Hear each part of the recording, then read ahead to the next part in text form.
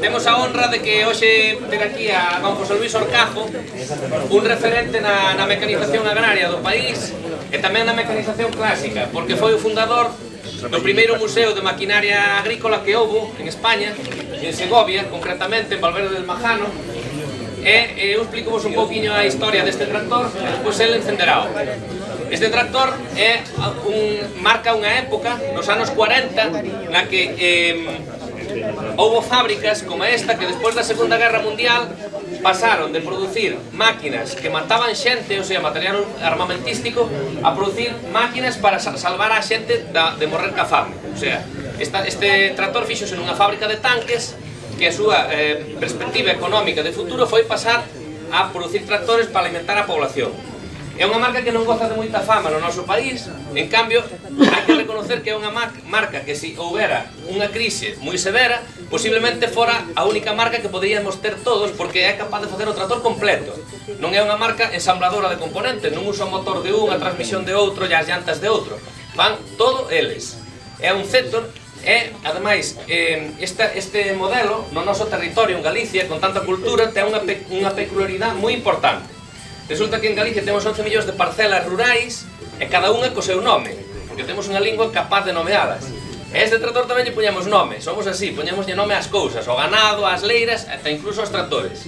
Entón, este tractor, que houbo moito sobre todo na costa de Lugo, chámase o chas-chas. E é o chas-chas porque se queda a ralentí, a moi poquinhas revolucións, e fai un sonido como se fora un chas-chas. Entonces, José Luis, cuando quiera, puede empezar la rutina del sonido. Ahí está.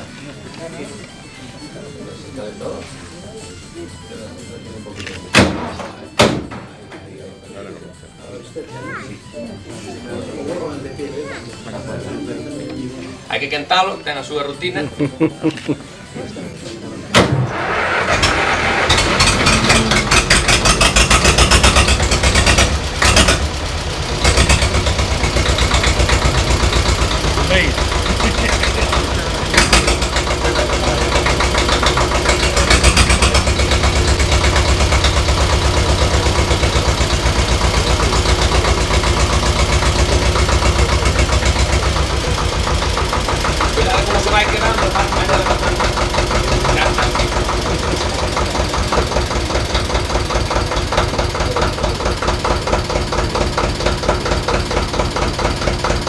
Chas-chas, ¿no?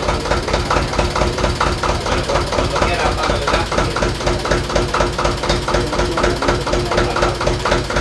Soy experto.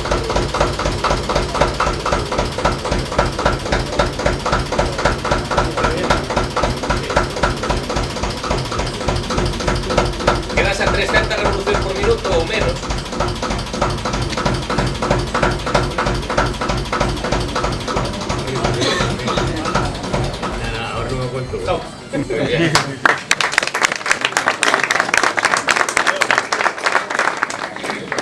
Bueno, ahora temos outra tenga cuidado. Temos outra máquina moi diferenciada e eu diría que, baixo a miña opinión, é que é o tractor que marcou un antes e un despois na mecanización agraria. Por qué? Porque incorporou un sistema de enganche a 3 puntos, o tripuntal, que era capaz non só de poder arrastrar un apeiro, sino suspendelo e poderlo transportar por carretera. A maiores, incorporaba un sistema de control hidráulico que transmitía o sobreesforzo do apero de labor a propias rodas do eixe traseiro, non? Entón, esta patente foi iniciada no ano 1918 e foi evolucionada por diversos consorcios que tuvo o seu fundador, por Ford, despois Ferguson, co seu propio nombre, e despois por Massey Ferguson. O invento é tan bon que, aínda hoxe na actualidade, absolutamente todas as marcas de tractores usan esa xeometría de enganche.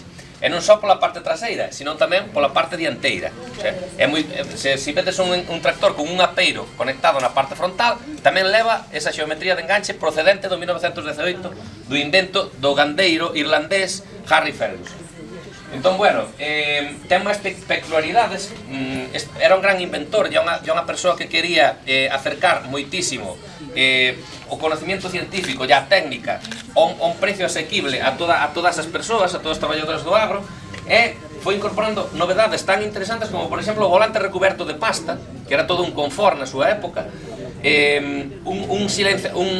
no tubo de escape, na liña de escape, un silenciador que atenuaba o sonido, que era ensordecedor para os oídos, e tamén foi o primeiro con arranque eléctrico, o primeiro tractor con arranque eléctrico.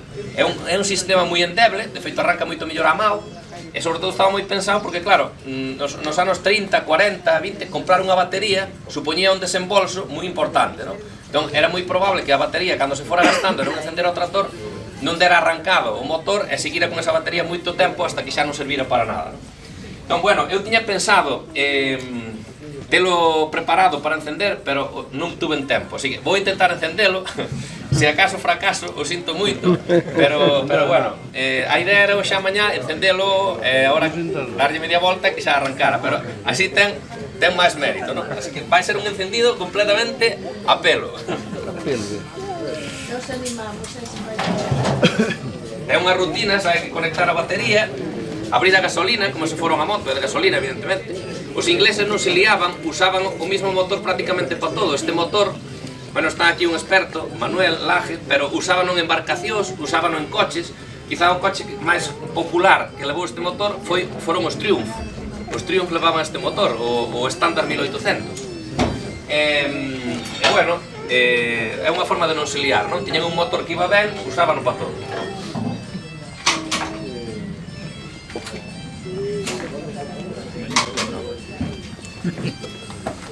Vamos a asegurar de que non produzca un accidente arrancando para allá.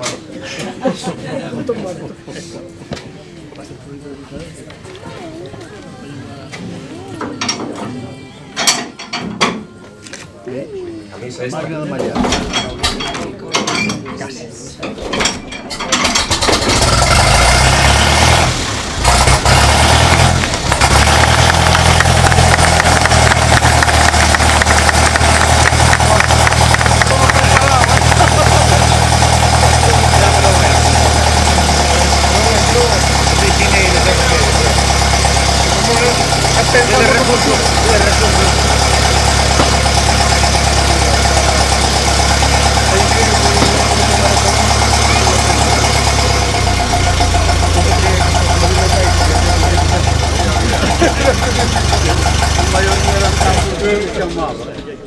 Marcos, eu podo decir que Barreiros fixo un motor especial para tractores Fenix. Sí. Hai catálogo Barreiros A24 Fenix. Sí. Teño unha foto dela aí, sí. Bueno, como os decía, encende tamén con corriente, pero é máis, encende peor, o sea, veredes que... A ver.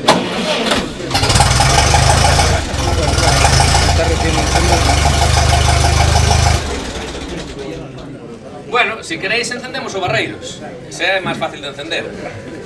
Bueno, o Barreiros foi todo un inxenio de creador, creou 25.000 postos de traballo, que logo se dice, e bueno, aquí temos un dos modelos máis vendidos e moi popular no noso territorio. Coméntase que as empresas multinacionais, como John Deere, por exemplo, que dirixiu Eloi Galván, que tivemos aquí, estaban moi preocupados polo impacto que tuvo Barreiros, porque dixeron, pero vamos a ver, como pode ser que un galego da lado norte veña aquí e nos reventa o mercado e venda máis que a nós? Entón, diseñaron campañas de marketing moi potentes, nas que o único recurso que lles quedaba era falar mal do produto. Entón, dúas cousas que para o noso territorio se diseñaron desde equipos de marketing de Estados Unidos foron para Barreiros moi duras, porque unha delas era Barreiros para acabar cos leiros. Estaba pensada para o noso territorio exclusivamente. E outra era poñerlle o ruína, porque resulta que este tractor, como veredes agora cando encendamos, ten un sistema de aceleración na admisión de aire, o sea, cando tú aceleras, metes máis aire ao motor, en paga de meterlle máis combustible ven na segunda fase, entón non ralentiza moi ben, non redondea perfecto cando se queda ralentí, queda facendo round. Entón, puñeronlle o ruína, te arruino. Entón, todo unhas campañas de marketing diseñadas realmente para loitar contra Barreiros, que era un crack, e foi capaz de facer un produto que o que quería a xente, non? Transformar o que quería a sociedade en xeral, transformar a arrieiros e a muleiros en tractoristas. Era moi frecuente que os primeiros que usaron os Barreiros anduveran berrando ao tractor, arriba, abaixo, non sei que, non? Porque claro, era o recordo de realmente de andar labrando cas vacas ou cos bois. Entón, bueno, tuvo tamén fama de que non encendía ben, de que non frenaba ben. Claro, cando tes poucos cartos e faz unha inversión nun tractor, ainda que sea barato, e por moi bon que sea o tractor acabase desgastando. Gastanse os frenos, se non os pos, despois frena mal. Se non lle arreglas ben o sistema de arranque, cando os vai facendo vello, tampouco encende ben. Pero concretamente, todas esas cousas non foron arregladas, e veredes como encende. O sea que era, ademais, un produto de moi boa enxeñería, simple, pero de moi boa enxeñería. Bueno, aquí temos a Pepe, do Desguace Agrícola e Industrial, non sei por onde anda Pepe. Vese que lles pasa aos engranajes de barreiros cando quedan destapados, oxídanse ou non se oxidan? O sea, aguanta. Bueno, ten un sistema de axuda ao encendido que é unha sobreinyección inicial.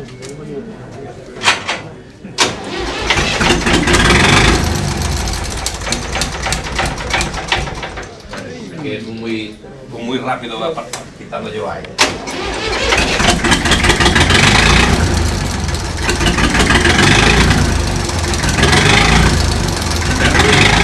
É ruido.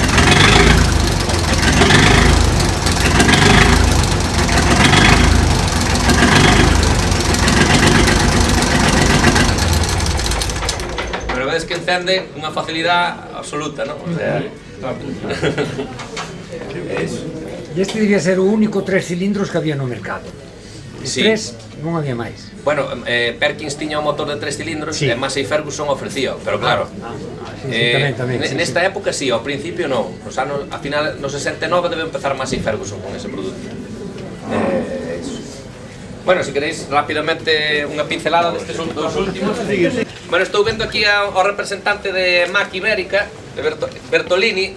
Supoño que sabedes que hai marcas que se convirten en míticas. Por exemplo, en todas as casas de labranza houve unha secadora de cuchillas autopropulsada e é moi frecuente que se chamara a Bertolina, non? Esa é, aunque fora de outra marca, de BCS ou de Camon ou do que fora. Entón, bueno, hai marcas que chegaron a ese nivel, a ser míticas. Pois hoxe temos aquí a sorte de ter o representante da marca, non?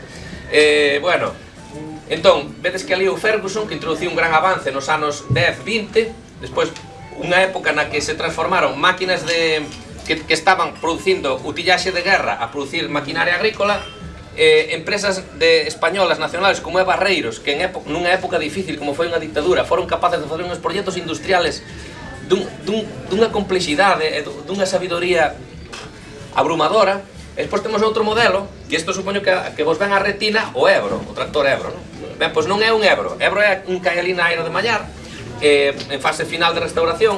Este é un Forson. Forson foi a división agrícola de Ford. E Ford fixe un pacto con Motor Ibérica, unha empresa que estaba afincada en Cataluña, para producir tractores para o mercado de España. Entón, non é que defenda un sistema totalitarista, nin a dictadura, nin moito menos, pero ás veces fanse cousas boas. E unha das cousas boas que se fixo nesta época, e precisamente promovido por esta marca, foi que a finales dos anos 50 Franco viaxou, está por aí Eloi, vai me dicir que non, pero documenteime ben. Onde está? Eloi sempre me dice que Franco non foi a Inglaterra, e eu lin que sí. Entón, Franco foi a Inglaterra e viu que as máquinas emblemáticas, tractores e camións, tiñan nombres de Thames, polo río Támesis, non? E daquela non había ninguna discusión, dixo el, pois en España é Ebro. E xa está, e foi Ebro. Entonces, problema, que claro, Ford estaba vendendo naquele momento tractores Ford en España. E ao venderse Ebros, que eran prácticamente iguales, o sea, na súa totalidade eran iguales, pois había un problema de competencia, claro. Empezaron a vender os Ebros porque eran nacionales e baixaron as ventas de Ford, de Forson, a división agrícola de Ford. Entón, os de Ford chamaron a cuentas os dirigentes nacionales naquele momento, ao ministro e ao director do INI e tal, e dixeronlles: cuidado, que nós vamos levantarmos a patente tecnolóxica e arreglaimos vos como queirades se isto sigue así. Entón, que fixeron? Moi ben pensado polos técnicos daquela época. Habilitaron as zonas francas do país. Foi o momento, por culpa destes, dos de Ford, que para que puderan producir máis barato e competir cos Ebros, deixaronlles facer a zona franca de Barcelona e a zona franca de Vigo, que foi ao rebote tamén.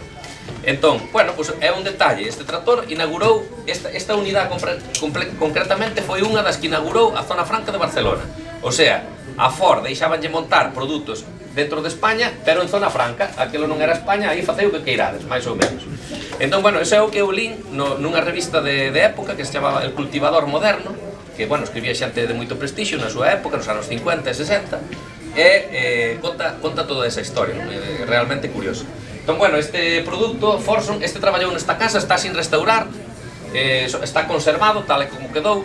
Donde se lles aprecia máis a restauración é nas fugas de aceite, porque claro, unha gota ao día ou cada 2 días significa varios litros cando está aí parado. Entón, bueno, vedes que os outros non teñen nada por debaixo, este hai que terlle algo, un cazoliño para que non verta, non? Pero do resto está completamente operativo e funcional. Vámonos a encender, sí. A ver, este motor tamén foi un motor moi famoso, usouse en camións. Bueno, vai encender o seu usuario. Perdona, papá, que non me acordaba de ti. Isto foi meu.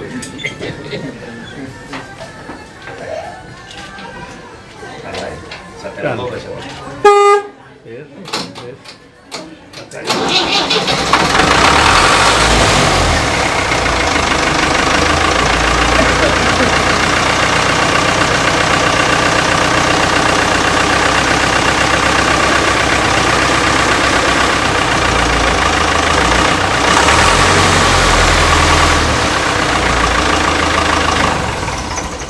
Bueno, como ves, é un motor de diseño inglés de principios dos anos 50 e ten un sonido e un redondeo, bueno, que parece superior ao de Barreiros, pero despois postos a traballar nas terras funcionaban igual, o sea, que vos parece que sona moito mellor e que é unha máquina moito máis depurada, o sea, cando se lles enganchaba o arao, tiraban os dous máis ou menos igual. É iso. Bueno, e despois, como así colofón final, diríamos que houve unha época na que de expansión das marcas moi forte. Por exemplo, o Harry Ferguson, que era un gran inventor e tiña moita tecnoloxía, pero non tiña capital para poder expandirse e competir con marcas como xa era naquele momento a multinacional John Deere e eso, non? Entonces, que pasou en moitas marcas? Algunha delas sobreviviu, como é este caso, que ainda sigue existindo, non? Fusionáronse xa grandes marcas. En este caso é unha fusión moi curiosa, porque resulta da parte tecnolóxica europea, o sea, que nos recorda que somos Europa, somos a cuna do coñecemento, e a ver se somos capaces de mantela. Entonces, en América tiña xa a gran Massey Harris, que era unha empresa multinacional que producía para todo o mundo máquinas, secadoras autopropulsadas, xa tractores, máquinas de todo tipo, pero non chegaban ao nivel de refinamiento que había en Inglaterra co Ferguson, non? Entonces fusionáronse a parte tecnolóxica de Europa e a parte capitalista de Estados Unidos e fundaron en 1958 a Massey Ferguson. Esta unidade concretamente foi a primeira que se restaurou nesta casa e foi un pouco da miña paixón, porque resulta que tiña na miña retina grabado unha granxa experimental que houbera moi importante neste concello, Granjas Valdriz, e tiñan toda unha línea completa de tractores destes. E eu xa na súa última fase de traballo, nos anos 80 e finales dos 70, pois tiña na retina este tractor, non? Como un tractor que falaba a xente del, como que compraron aí uns tractores e tal, non? Entón intentei comprar unha unidade que traballara nesa explotación, pero foi imposible e tuvemos que restaurar outra. Así que, bueno, isto sería así o pequeno paseo pola historia. Comentar que hai aquí dúas unidades, o Ferguson e máis este, o Forson, que teñen matrícula histórica. O Ferguson é o primeiro tractor da comunidade autónoma que ten matrícula histórica. Hasta esa máquina había tractores, había coches, motos e camións con matrícula histórica, CAH, pero non había tractores. O sea que abrimos o camiño para que quen teña un tractor e o queira convertir nun ben patrimonial, pois pode facelo, non? Este Forson tamén foi un dos que se salvou da chatarra cando houve os programas Renove de tractores que obrigaban a chatarrar certos produtos, non? Pois con un convenio co Ministerio de Agricultura e a Xunta de Galicia que lexislou nas súas ordes de axudas que se as persoas se comprometían a matricular os vehículos como históricos, podían conservalos, se tiñan ese valor histórico e patrimonial, non estaban obligados a chatarrarlos. Entón, este é unha das 19 unidades que hai en Galicia conservadas ao abeiro desa orden do programa Renove de tractores. E bueno, como non teño micrófono, xa me está empezando a decir a voz que chegou.